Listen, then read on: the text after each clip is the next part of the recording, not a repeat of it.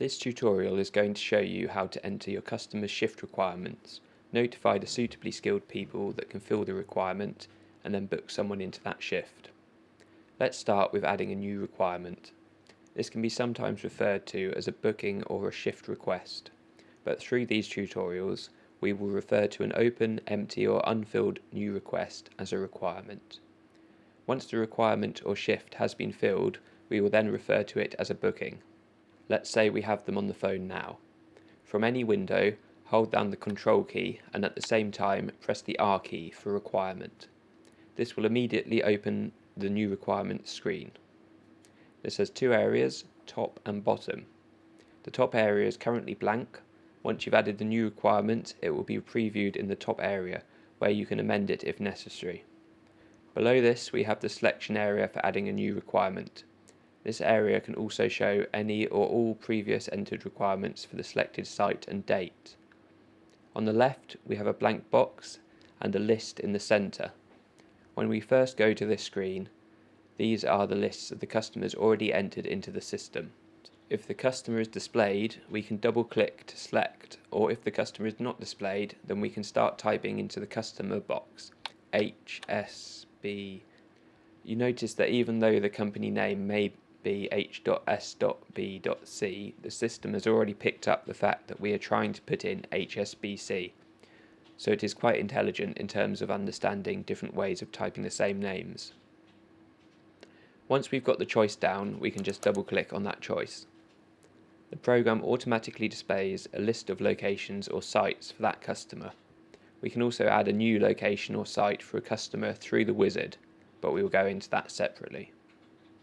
As before, we double click to select the customer's site. We get a list of the skills that HSB on site might want. Say they want a chef, so we just double click on chef. We then get a list of days in the future, including today. Say that they want a chef for next Wednesday. Adding that, you can then choose a shift from morning, day, afternoon, evening and night. For this instance, we'll say double click on afternoon. We then get the times previously requested for that site. If we wanted to change it from 2 o'clock to 3 o'clock or 8 to 9, then we can edit the start and end times. Those are the essentials, and it's simple to add more very useful information. Take the name of the person that requires the shift on the other end of the phone. On the right hand side, there would be a list of names we had entered in before, which we could just double click rather than having to type in. We can then enter a customer reference number. A quick note can also be added. In the events industry, there may be other groups of information about the event or venue, key holders, security numbers, people to report to, etc. We can configure the system to track some or as few as we need. On the right hand side, we can enter information about the venue. It says manager here, but we can make these titles anything that we want. We might enter in a postcode. It would then look up the location and we could finish off the address.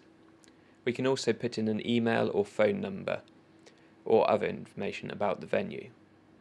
We can have up to 3 headings here, and they can be whatever the user wants to add. We can add various details about that particular booking. This is just the same as on the left hand side, we just add in the details. If it finds a matching entry, it will give us the option in the middle, and double clicking will give us the rest of that entry. Once we have the necessary information, we save the requirements by clicking the Add button on the left hand side. It is now added to the list at the top. You'll get a unique booking reference which acts as an audit trail from the beginning of any requirement right through to the pay and invoicing. To add the next day, we just click and the date will increment. Then click Add, giving one for a couple of days. This can be repeated. If we want to add a booking a week ahead, we could click plus week and then add that.